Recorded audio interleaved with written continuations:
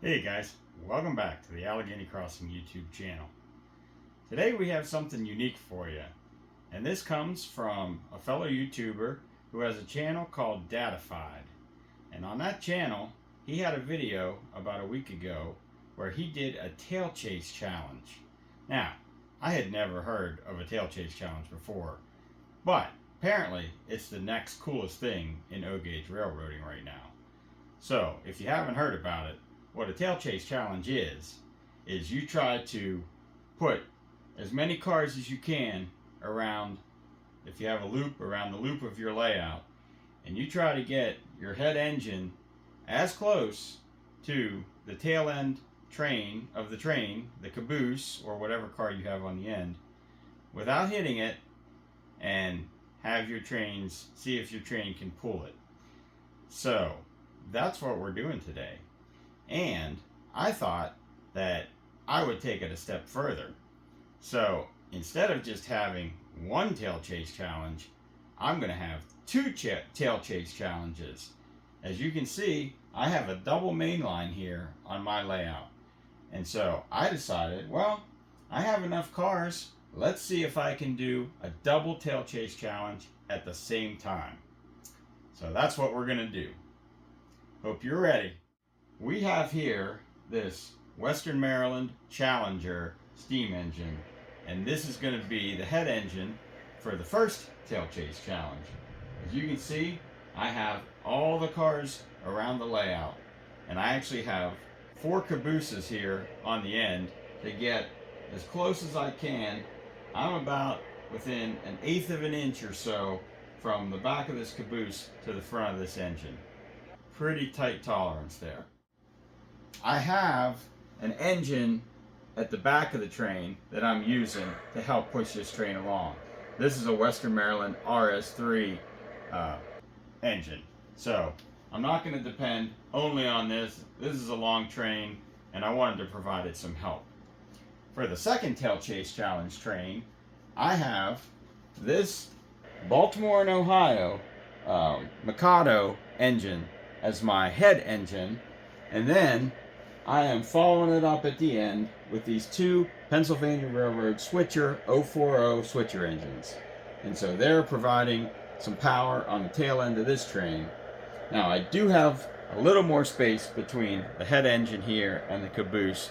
I have probably about maybe 2 inches, 3 inches or so. So I couldn't get the tolerances quite as tight on the second train, but it's still going to be fun. So, are you guys ready? Let's see if we can make both of these tail chase challenges go at the same time.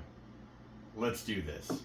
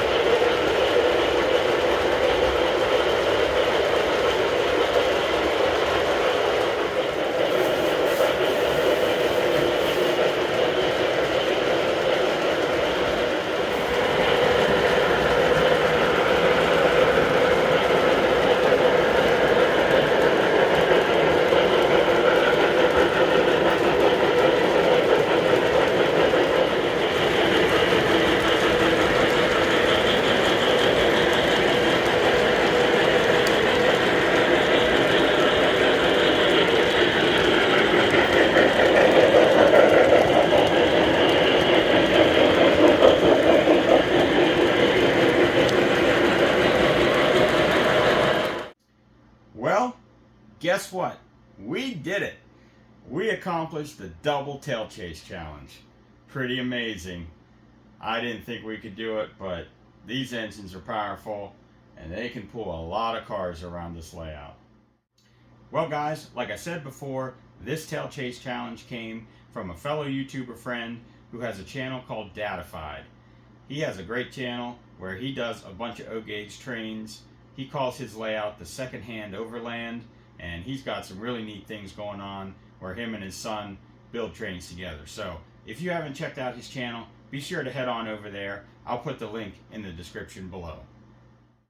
As always guys, thank you so much for supporting us here at the Allegheny Crossing YouTube channel. I'm honored that there are so many of you out there that enjoy trains and love what I'm doing here, and I'm just so happy that I get to share my love of trains with you.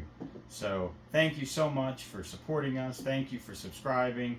Thank you for commenting. If you like this video, if you like what you see on my channel, please feel free to hit that like and subscribe button, and please leave me your comments. I love to read and see what you have to say.